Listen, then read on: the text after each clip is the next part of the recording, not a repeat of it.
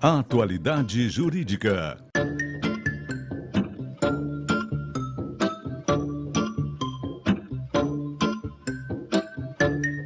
Com Odilon Garcia Júnior e Ivone Garcia. Estamos chegando com mais uma Atualidade Jurídica e sempre a gente convida profissionais do Garcia e Garcia Advogados Associados para que respondam todas as nossas dúvidas. Hoje nós vamos falar de poder diretivo do empregador versus direitos da personalidade do empregado. Para isso estão conosco aqui os doutores Odilon Garcia Júnior e o doutor Cristiano Nader. Vamos abrir esse nosso quadro pedindo para o doutor Odilon que nos faça uma consideração sobre esse tema que eu tenho certeza que é bastante abrangente, né, doutor? Com certeza, Guaraci, mais uma vez eu agradeço o convite e hoje a temática envolve os direitos de personalidade como um direito fundamental e nas relações de trabalho. Eu acho que é muito importante que o telespectador entenda aqui do interesse tanto para o empregado quanto para o empregador ter uma atenção, né, voltada para esses direitos de personalidade que possui o empregado e muitas vezes numa relação de trabalho eles são esquecidos ou são violados, né? Para isso nós temos aqui o Dr. Cristiano Nader, que vai nos ajudar a sanar todas as dúvidas aí. Dr. Cristiano, nós temos diversas perguntas e uma delas é sobre a entrevista de emprego. Pode ser questionadas as posições políticas e religiosas do candidato?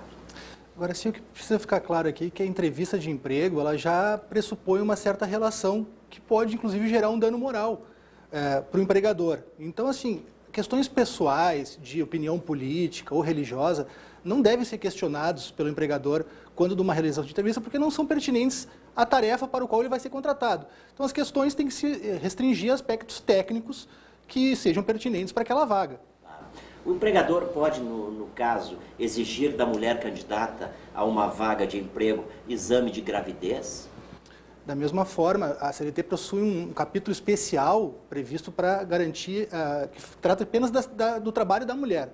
E de forma expressa a CLT veda essa situação. O empregador não pode exigir da candidata do sexo feminino que ela apresente um exame dizendo que para comprovar que ela não está grávida ou qualquer outro tipo de exame de esterilidade ou coisa assim. Não pode, é totalmente vedado pela CLT. Tá. E a empresa pode colocar câmeras que fiscalizem o trabalho dos seus empregados? Agora sim, essas questões das câmeras, elas são polêmicas, controversas e a jurisprudência vai analisar caso a caso a situação. Em larga escala, a jurisprudência tem admitido que sim, o empregador pode fiscalizar utilizando câmeras, até para visar a própria segurança dos empregados. Se for nesse sentido, não há problema algum.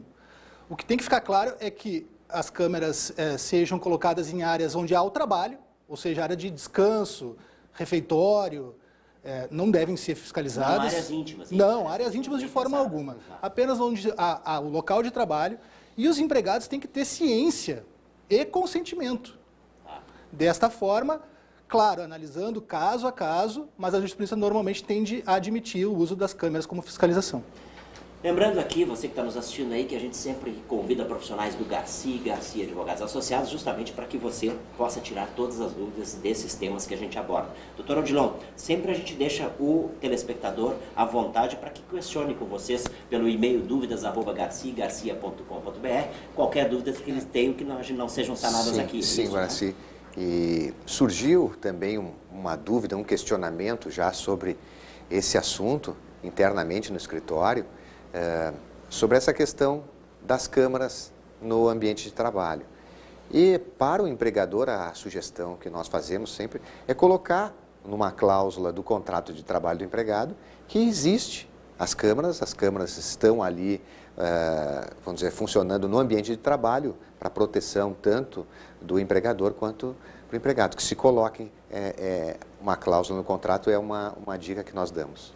Claro. E outra coisa, doutor Cristiano Nader, pode a empresa fazer revista pessoal e íntima nos seus empregados? Outra questão bastante polêmica que depende de caso a caso. Bom, a revista íntima é absolutamente vedada pela CLT, no mesmo capítulo que trata da proteção da mulher, expressamente vedado a revista íntima da empregada mulher. Por igualdade de condições estabelecidas ao sexo pela Constituição, se aplica também que a revista íntima não deve ser aplicada também ao empregado homem.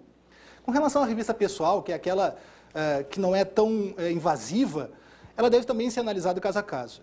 Se admite a revista pessoal, dependendo, claro, do ramo de atividade da empresa, da situação em que se coloca, sempre preservando ao máximo a intimidade do empregado, evitar o constrangimento. Se tiver outros meios que não a revista física, se recomenda que se utilize detector de metais, eventualmente até um aparelho de raio-x ou coisa semelhante. Então, assim, sempre ressalvando, caso a caso deve ser observado, mas o empregado tem que estar ciente de que ele vai passar por um processo de revista, também tem que ter o seu consentimento que ele vai passar por isso e, de novo, cuidar especialmente para evitar o constrangimento e a exposição desnecessária do empregado. Doutor Cristiano, a gente tem notado aí, doutor Odilon, nós temos notado nos noticiários aí que até mesmo nos presídios que são de segurança máxima, eles estão questionando essa história da revista íntima, né? Muito menos nas empresas, né? Acho que é mais difícil ainda a empresa pensar numa coisa dessa, né, doutor? Com certeza, esse direito fundamental de personalidade, ele é amplo. Nós estamos dando exemplo aqui nas relações de trabalho, claro. Mas esse é um direito fundamental de cada cidadão. Claro. De Então, todo cidadão. de todo cidadão. Então, efetivamente, nessas questões dos presídios, isso tem que ser analisado também, se não viola um direito de personalidade, essas questões das revistas íntimas. Tá? É claro que aí pode ter uma colisão de direitos fundamentais que, em relação à própria segurança da sociedade e tudo que acontece nesse âmbito que a gente sabe, às vezes a entrada de um celular no presídio, como é que essas coisas vão acontecer, que não venha ser julgado por um tribunal, inclusive superior, permitindo já e acolhendo que isso é possível sem vamos dizer assim, uma violação total, né, sem a exclusão total desse direito fundamental de personalidade. A minha opinião particular é que isso tem que ser analisado com muita cautela. Né? Eu acho que a colocação que fez aqui o doutor Cristiano é que tem meios possíveis e o Estado tem que investir, né? Por exemplo, olha, eu tenho um raio-x, eu preciso, então, que se a pessoa passa pelo raio-x, eu preciso fazer, então, a tal revista íntima, eu não posso ter isso num presídio também, Guaraci? Né? Evidente que sim, né? Tem maneiras de identificação, de proteção, que às vezes a gente não precisa violar um direito fundamental. Olha que beleza, um belo esclarecimento, doutor Odilon. E doutor Cristiano, para nós finalizarmos, e o e-mail pode ser fiscalizado pelo empregador? Depende de qual e-mail que nós estamos falando. O e-mail corporativo, sem dúvida, pode ser fiscalizado pelo empregador, ele tem um caráter institucional. O profissional fornecido pela empresa, esse e-mail corporativo, ele pode ser fiscalizado sim, porque inclusive pode a empresa ser processada eventualmente até em razão de violação de honra e coisas assim. Então, o e-mail corporativo, a pessoa está representando a empresa usando aquele e-mail. Então, ele tem que ser usado com parcimônia para assuntos exclusivamente de trabalho e não pode, de forma alguma, se recusar a ser monitorado. Já o e-mail pessoal, aí as coisas são diferentes. Se entende pela jurisprudência que o e-mail pessoal não está abarcado por essa questão.